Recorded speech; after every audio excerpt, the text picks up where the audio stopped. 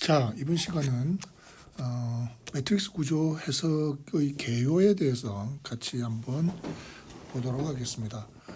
매트릭스 구조 해석법은 새로운 우리가 구조 해석 방법은 아닙니다. 구조역학에서 지금까지 여러분들이 다루었던 그 구조역학에서 나타나는 수식을 그냥 매트릭스 기호를 사용해서 간결하게 표기하는 표기 방법에 지나지 않습니다. 이런 매트릭스 구조 해석법을 우리가 지금 도입하는 중요한 이유는 이것이 컴퓨터에 프로그램화하기에 아주 알맞기 때문에, 그래서 컴퓨터에 결국은 최종적으로 적용하는 것을 목적으로 이 매트릭스 구조 해석법이 탄생을 했습니다. 그렇게 함으로 인해서 우리는 구조물이 굉장히 복잡한 구조물, 더 이상 손으로 해석하기 힘든 그런 복잡한 구조물을 보다 정확히 빠르게 해석을 할 수 있게 되겠습니다. 이 매트릭스 구조 해석법은 그 자체만으로도 충분히 우리가 공부해야 될 의미를 가집니다만은 이 매트릭스 구조 해석법을 하는 또 중요한 이유 중에 하나는 이것이 유한요소법이라고 부르는 Finite Element Method, 우리가 FEM이라고 주로 이야기 많이 합니다만은 이 Finite Element Method의 기초가 됩니다. 사실 여러분들이 앞으로 만나게 되는 전산 해석 프로그램들은 기본적으로 이 유한요소법의 이론을 바탕으로 만들어져 있습니다. 하지만 이 기본적인 흐름이나 기본적인 그 이론의 전개 과정이 유한요소법과 매트릭스 구조 해석법이 큰 윤곽에서 같기 때문에 이런 매트릭스 구조 해석법을 배우게 되면 앞으로 우리가 유한요소법을 배우게 될 때 그 기초로서 굉장히 우리가 매트릭스 구조 해석법이 의미를 가지게 됩니다. 이 매트릭스 구조 해석법은 주로 어떤 경우에 많이 이용을 하냐면 트러스라든지 보라든지 라멘 또는 격자 등 일반적으로 구조물이 그 부재가 뼈대 구조, 다시 말해서 이런 선형 뼈대 구조의 해석에 우리는 주로 매트릭스 구조 해석법을 적용을 하게 되겠습니다.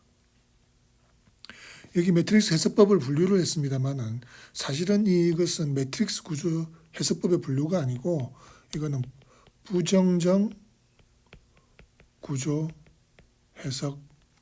해석했다지요. 부정정 구조 해석법의 분류라고 하는 것이 더 정확한 표현이 되겠습니다. 이건 매트릭스 구조 해석법의 분류라기보다는 여러분들 이전에 우리 부정정 구조 해석 배울 때 했었습니다. 이것이 크게 변이법과 응력법으로 크게 나누어지는데, 변이법은 왜 변이법이 되느냐 하면 기본 미지수가 변이입니다. 그래서 이러한 방법을 변이법이라고 부르고요. 또 거기에 대응되는 하나의 방법으로는 응력법이 있습니다. 영어로는 force method라고 하는데요. 이것은 미지수가 힘이기 때문에 우리는 force method, 응력법이라고 부르는 방법이 있습니다. 변이법은 다른 말로는 강도법이라고도 합니다. 강도법이라고 하는 이유는 우리가 이건 stiffness method, 영어로는 stiffness method라고 하는데 중간에 우리가 강도 계수가 형성이 됩니다. 그래서 우리는 강도법이라고 하고, 또 다른 말로는 이것을 평형법, equilibrium method라고 이야기를 합니다. 그것은 마지막에 이 미지수를 풀어낼 때 사용하는 방정식이 평형 방정식을 사용하기 때문에 똑같은 변이법을 강도법이라고도 부르고 평형법이라고도 부릅니다. 거기에 반해서 우리가 force method, 응력법은 다른 말로는 유연도법이라고 부릅니다. flexibility method라고 하는데요. 그 이유는 마찬가지로 우리가 식을 유도하는 이 과정에서 유연도 계수가 형성이 되기 때문에 유연도법이라고도 이야기를 하고, 마지막에 미지수를 풀어낼 때 사용하는 조건식이 적합 조건식을 이용을 하기 때문에 우리는 이것을 다른 말로 적합법, 영어로는 compatibility method라고 이야기를 합니다. 우리는 주로 매트릭스 해석법에서는 이 변이법 또는 강도법을 이용을 해서 문제를 풀어 나가게 되겠습니다. 우리는 이제 구조물을 모델링한다는 말을 앞으로 우리 많이 쓰게 될 텐데요. 구조물을 모델링한다는 말은 무슨 말이냐면 우리가 기본적으로 실제 다루는 우리 모든 구조물은 다 연속체입니다. 다 이것이 하나로 이렇게 이어져 있는 그런 연속체죠. 컨티뉴움입니다. 근데 이것을 우리가 매트릭스 구조 해석법 또는 유한요소법으로 우리가 이것을 해석하기 위해서는 이것을 유한계의 부재로 이렇게 나누어 줍니다.